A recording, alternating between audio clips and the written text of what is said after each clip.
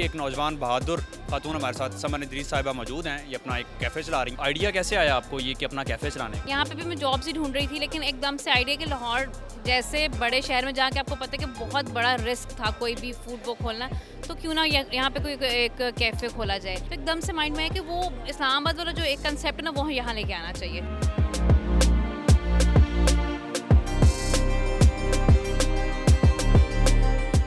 क्योंकि लाहौर को तो ऑलरेडी फूड कहते हैं ना कि खानों का ख्वाब है, और वहाँ पे आके अगर आपने कुछ ओपन करना है और फिर उसको चलाना भी है, तो ये बहुत मुश्किल है। ऑफ कोर्स थोड़ी मुश्किलात का सामना करना पड़ा स्टार्टिंग में, लेकिन एक यूनिक कंसेप्ट था तो ये हिट हो गया आज से 4 साल पहले।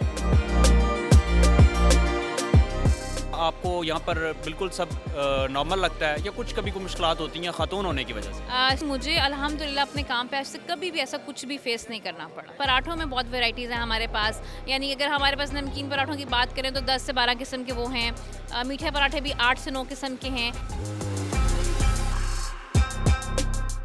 बिस्मिल्लाहिर्रहमानिर्रहीम। अस्सलाम वालेकुम नाज़रीन, न्यू डिजिटल में खुशामदीद। मैं आसिम इरशाद हूँ। पाकिस्तान जैसे मुल्क में ख़वातीन का बाहर निकल कर काम करना एक बड़ा मुनफरद होता है कि पूरे मर्दों के माशरे में एक जब बहादुर खातून बाहर निकलती है और जॉब करती है और ख़ास तौर पर जब अपना बिज़नेस रन करती है तो उसे बड़ी मुश्किलात का सामना करती है।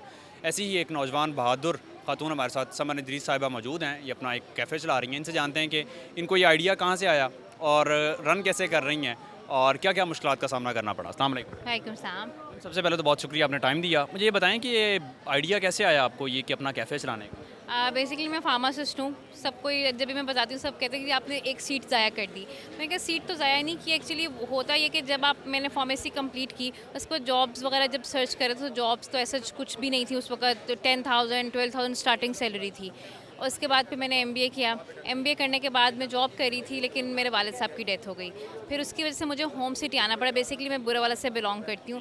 वहाँ वापस आई, वहाँ पे आके कुछ समझ नहीं आई थी कि क्या जॉब करनी चाहिए। अब आपने इतना पढ़ भी लिया, अब कोई जॉब भी नहीं है छोटे शहरों में, तो वहाँ पे मैंने छोटा सा होम किचन स्टार्ट किया। मतलब बिल्कुल एक छोटा सा घर से एक स्टार्टअप लिया।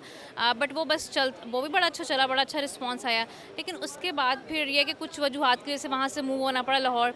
यहाँ पे भी मैं जॉब्स ही ढूंढ रही थी, लेकिन एकदम से आइडिया कि लाहौर जैसे बड़े शहर में जहाँ के आपको पता है कि बहुत बड़ा रिस्क था कोई भी फूड वो खोलना, तो क्यों ना यहाँ पे कोई एक कैफ़े खोला जाए। बट वो कैफ़े फिर जो है वो आइडिया ही आया कि कोयटा के नाम से, क्योंकि तब यहाँ पे कोयटा उस वक्त नहीं था 4 साल पहले। सिर्फ इस्लामाबाद में चल रहा था, कराची में बहुत था, लेकिन लाहौर में नहीं था। तो एकदम से माइंड में है कि वो इस्लामाबाद वाला जो एक कंसेप्ट है ना, वो यहाँ लेके आना चाहिए। तो तब मैं इसको 4 साल पहले यहाँ पर लेके आई हूँ। अच्छा, ये कोयटा नाम आपने लाहौर में इंट्रोड्यूस करवाया? जी, लाहौर में तो इंट्रोड्यूस कराने वाली मैं ही हूँ 4 साल पहले। उसके बाद फिर अब बहुत सारे जो हैं वो ओपन हो चुके हैं, लेकिन 4 साल पहले जो है यहाँ पे नहीं था, कंसेप्ट बिल्कुल भी नहीं था। फिर हम इसको यहाँ पे लेके आए। फिर मैंने थोड़ा सा यूनिक एक जो है उसमें थोड़ा सा ये था कि सिर्फ चाय पराठा नहीं, फुल कुजीन, चाइनीज़, देसी और मतलब फ़ास्ट फूड, एवरीथिंग। मैंने पूरा एक प्रॉपर जो है ना कुजीन थी। और उस वक्त कोविड भी चल रहा था, लेकिन बिल्कुल नया था, तो मैसिव रिस्पांस लोगों का मिला। लोगों को बड़ा यूनिक एक चीज़ लगी यहाँ पे। फिर हमारी चाय पराठे बड़े मशहूर हो गए उसके बाद, तो बस ये फिर अच्छा चला उसके। ठीक है। अच्छा, जब आपने स्टार्ट किया और आप घर से बाहर निकली और फिर लाहौर जैसे शहर में आके आपने जो बिज़नेस रन करने का सोचा, कोई मुश्किलात भी आई या बिल्कुल सब स्मूथली हो? एक्चुअली लाहौर जैसे शहर में आना, जो कि मेरे लिए तो बिल्कुल भी अभी तक फेमिलियर नहीं हूँ मैं लाहौर। सबको पता है लाहौर इतना बड़ा है, मैं लाहौर से बिलोंग नहीं करती हूँ, लेकिन यहाँ पे आके काम स्टार्ट करना ऑफ कोर्स एक बहुत बड़ा रिस्क था। क्योंकि आपको पता है लाहौर में इतना मतलब कि एक तो इतनी सैचुरेशन ऑलरेडी है, इतना कंपटीशन है फूड का। क्योंकि लाहौर को तो ऑलरेडी फूड कहते हैं ना कि खानों का ख्वाब है, और वहाँ पे आके अगर आपने कुछ ओपन करना है और फिर उसको चलाना भी है, तो ये बहुत मुश्किल है। ऑफ कोर्स थोड़ी मुश्किलात का सामना करना पड़ा स्टार्टिंग में, लेकिन वो एक यूनिक कंसेप्ट था तो ये हिट हो गया आज से 4 साल पहले। अब तो खैर ओवरऑल लाहौर में कोयटा ही कोयटा खुल चुके हैं, लेकिन ये कि हमारा तब कंसेप्ट थोड़ा डिफरेंट था, तो शायद मुझे लगता है कि लोगों को तब ये डिफरेंट लगा और लोगों ने इसको जो है ना बड़ा अच्छा रिस्पॉन्स तब मुझे मिला था। ठीक है। अच्छा, दूसरा मुझे ये बताएं कि ख़वातीन अमूमन नहीं निकलती और जॉब्स वगैरह और अपना बिज़नेस नहीं करती, तो आप को कैसे कभी कोई अजीब नहीं लगा या आपको यहाँ पर बिल्कुल सब नॉर्मल लगता है या कुछ कभी कोई मुश्किलात होती हैं खातून होने की वजह से? स्टार्टिंग में मुझे बहुत डिफ़िकल्टीज़ हुई थी। अभी आप देख रहे होंगे कि ये सारी मेल डोमिनेंट प्लेस है, यहाँ पे मोस्टली मेल्स होते हैं। आपको पता है इस तरह के कैफ़ेज़ में नॉर्मली लड़के ही ज़्यादा बैठते हैं। अब तो मैंने फैमिली प्लेस भी बना लिया, लेकिन यही है कि पहले मुझे शुरू शुरू में थोड़ा सा मुश्किल लगा, लेकिन बस फिर मुझे इतनी अप्रिसिएशन मिली लोगों की तरफ से, या मेरे एक रिस्पेक्ट जो है मुझे अपने क्लाइंट्स की तरफ से या जो मेरे कस्टमर्स थे वहाँ से मिली, कि मुझे ऐसा लगा कि जो लोग कहते हैं कि बाहर ये है, बाहर बहुत नेगेटिव दुनिया ये वो, तो मुझे ऐसा कुछ फील हुआ नहीं है, आज तक कभी फील नहीं हुआ कि लोग कहते हैं कि वर्क प्लेस हरासमेंट का भी हम बहुत सुनते हैं, कुछ बहुत सारी ऐसी चीज़ें, लेकिन मुझे अल्हम्दुलिल्लाह अपने काम पे आज तक कभी भी ऐसा कुछ भी फेस नहीं करना पड़ा।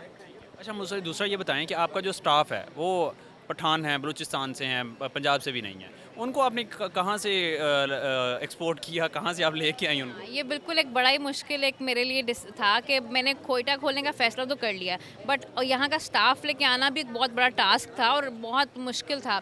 लेकिन वो बाई चांस जब अल्लाह ताला ने आपके लिए प्लान किया होता है ना, तो वो आपको मिलती रहती है। वो बाई चांस मुझे एक इस्लामाबाद में एक लड़का मिला, उसने मुझे कहा कि मैं आपको कोयटा के लड़के देता हूँ, और वो मतलब कि फिर मैंने वैसे पिंडी से हायर भी किए 2 पठान, वो ओपनिंग से 2 दिन पहले भाग गए।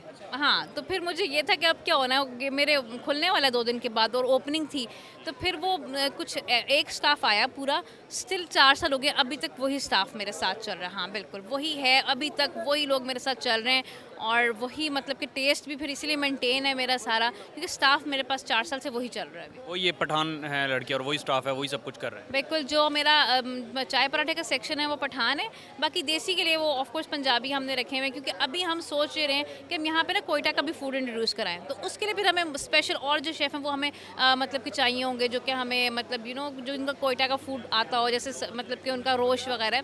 अदरवाइज़ पंजाबी मैंने रखे हुए हैं देसी फूड के लिए, वो हैं, उसके बाद मतलब मिक्स सा स्टाफ रखा हुआ है मैं। लेकिन ये बताएं कि आपका यहाँ का सबसे स्पेशल क्या है, क्यों आपके पास लोग आते हैं? अच्छा, स्पेशल तो यहाँ पे आपको पता है चाय की तो लोगों को एडिक्शन है ही है। पराठों में बहुत वैराइटीज़ हैं हमारे पास, यानी अगर हमारे पास नमकीन पराठों की बात करें तो 10 से 12 किस्म के वो हैं।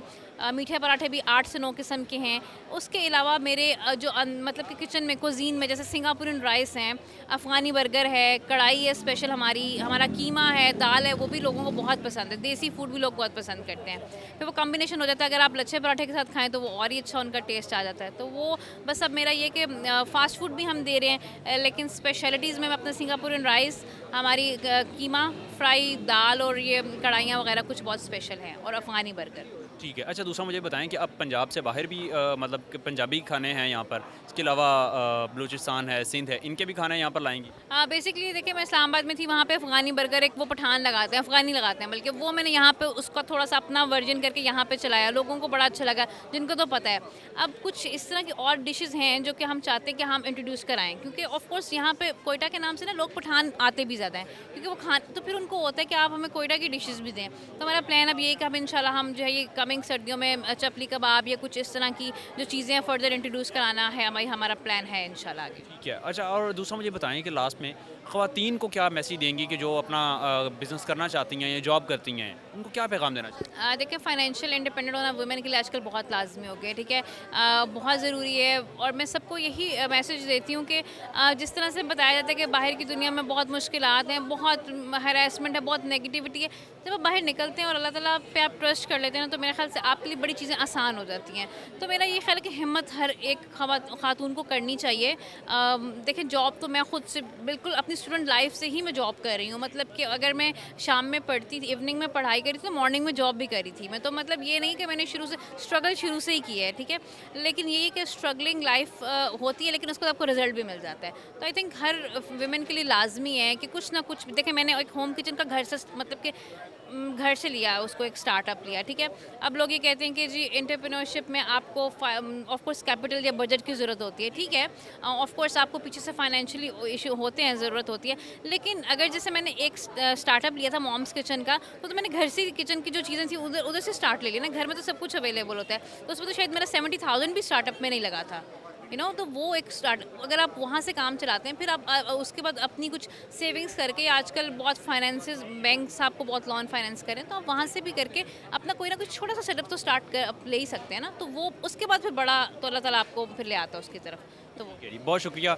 ये नाज़रीन, समर इदरीस हमारे साथ मौजूद थी, अपना कैफ़े चला रही हैं और कहती हैं कि जी स्टार्ट में बड़ी मुश्किलात हुई, लेकिन अब ये है कि बिज़नेस कर रही हैं, यहाँ पर रन है, और ये सब कुछ है।